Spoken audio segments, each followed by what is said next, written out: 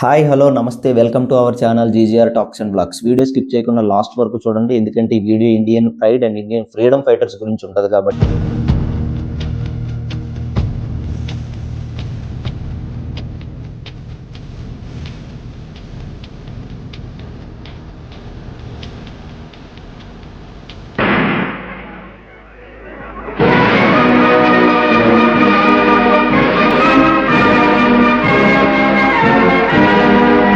ఈరోజు ఏదేమైనా సరే నా గురించి నేనే చెప్పుకుంటాను.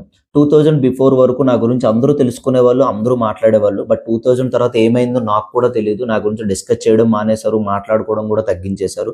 ఒకవేళ ఎవరైనా మాట్లాడినా సరే, నా గురించి చెప్పినా సరే వినే ఓపిక కూడా ఎవరికి ఉండట్లేదు. ఎందుకంటే నాకు కూడా అర్థమైంది, మీ బిజీ లైఫ్ ఉంటుంది, సీరియల్స్ చూడాలి, ప్రోగ్రామ్స్ చూడాలి, రివ్యూస్ చూడాలి, రీల్స్ చూస్తూ ఉండాలి. ఇంత బిజీ లైఫ్లో నా గురించి ఆలోచించే టైం మీకు ఉంటుందా చెప్పండి ఒకసారి, నా భ్రమ కాకపోతే. మన భారతదేశంలో నాకు అర్థం కాని విషయం ఏంటంటే 365 రోజుల్లో 363 రోజులు నన్ను పట్టించుకోరు. నా మీద ఎవ్వరికీ ప్రేమ రాదు. కానీ 2 days అమితమైన ప్రేమ వస్తుంది. ఎంత లవ్ వస్తుంది అంటే, నన్ను వచ్చి సెల్ఫీలు అడుగుతూ ఉంటారు, నాతో ఫోటోషూట్ తీసుకుంటూ ఉంటారు, నాతో వీడియో షూట్ తీసుకుంటూ ఉంటారు. ఆ రోజంతా అన్ని స్టోరీలు, అన్ని స్టేటస్లో నేనే ఉంటాను. వాట్సాప్ స్టేటస్లో నేనే ఉంటా, ఇన్స్టాగ్రామ్ స్టోరీల్లో నేనే ఉంటా, స్నాప్చాట్ స్టోరీలో నేనే ఉంటా, యూట్యూబ్ టోటల్ టాప్ 10 వైరల్ న్యూస్లో నేనే ఉంటాను. అయినా నాకు అర్థం కాని ఇంకో విషయం ఏంటంటే, అప్పటి వరకు హాట్ పైన ట్యాగ్ చేసుకుంటారు, హఠాత్తుగా 2-3 అవర్స్ తర్వాత పక్కన పెట్టేస్తూ ఉంటారు. అది ఎందుకో నాకు ఇప్పటికీ అర్థం కావట్లేదు. అయినా సరే నన్ను వేరే ఎవరో అనుకోకండి, నేనే మీ ఇండియన్ ఫ్లాగ్ని.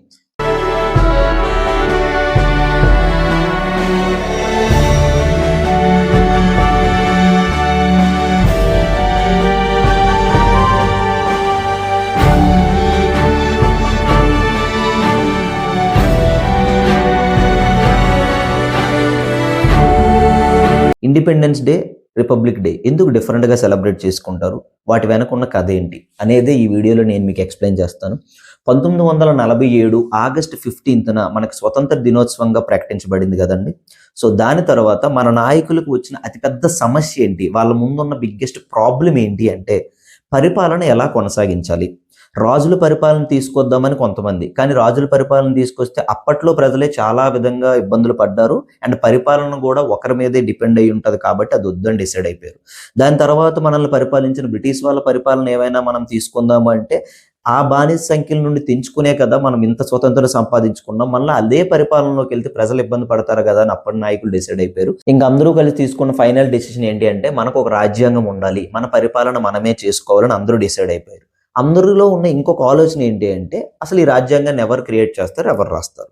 వీళ్ళందరూ కలిసి ఒక ప్రముఖ వ్యక్తిని కలిశారు.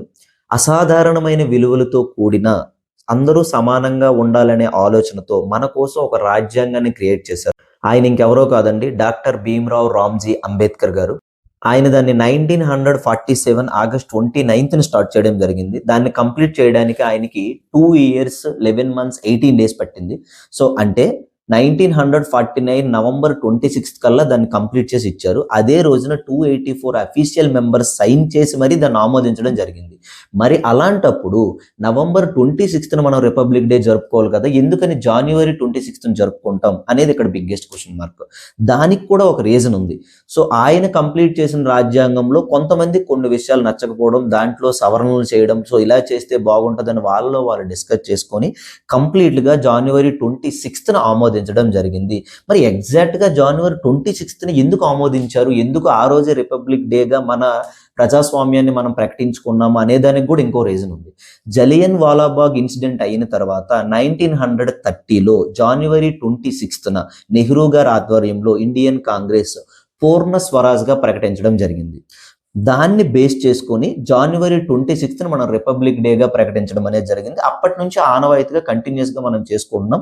మన మేధస్సుతో మన పరిపాలనని, మన రాజ్యాంగాన్ని మనమే క్రియేట్ చేసుకొని ప్రపంచ దేశాలకి మనది ఒక ప్రజాస్వామ్య దేశంగా గుర్తింపు తీసుకొచ్చిన రోజు కాబట్టి దానిని మనం రిపబ్లిక్ డేగా సెలబ్రేట్ చేసుకోవడం జరుగుతుంది.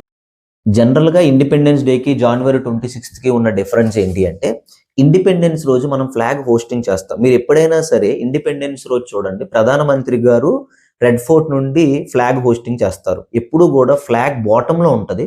ఆయన హోస్టింగ్ చేసినప్పుడు మాత్రం అది పైకి వెళ్ళి అన్ఫోల్డ్ అవుద్ది. అది ఇండిపెండెన్స్ డే జరుగుద్ది. కానీ రిపబ్లిక్ డే రోజు మాత్రం రాష్ట్రపతి గారు కంప్లీట్గా మన ఫ్లాగ్ని అన్ఫోల్డ్ చేయడం జరుగుతుంది. మీరు అబ్జర్వ్ చేసినట్లయితే ఇండిపెండెన్స్ డే లాగా ఫ్లాగ్ అనేది బాటంలో టై చేయరు, కంప్లీట్గా టాప్లోనే ఉంటుంది ఫోల్డ్ చేసి, జస్ట్ దాన్ని అన్ఫోల్డ్ చేస్తారు. అంటే ప్రపంచానికి మనది ప్రజాస్వామ్య దేశం అని మనం గుర్తింపుగా గర్వంగా చెప్పుకునే రోజు అది. ఎలాంటి ఇన్ఫర్మేటివ్ వీడియోస్ ఇన్ఫర్మేషన్ ఇంకా కావాలనుకుంటే please subscribe our channel GGR Talks and Blogs. ఇంకో మంచి ఇన్ఫర్మేటివ్ వీడియోతో ఇంకో మంచి ఇన్ఫర్మేషన్తో మళ్ళీ మిమ్మల్ని కలుస్తాను. అంతవరకు సైనింగ్ ఆఫ్ యువర్ జీజీఆర్.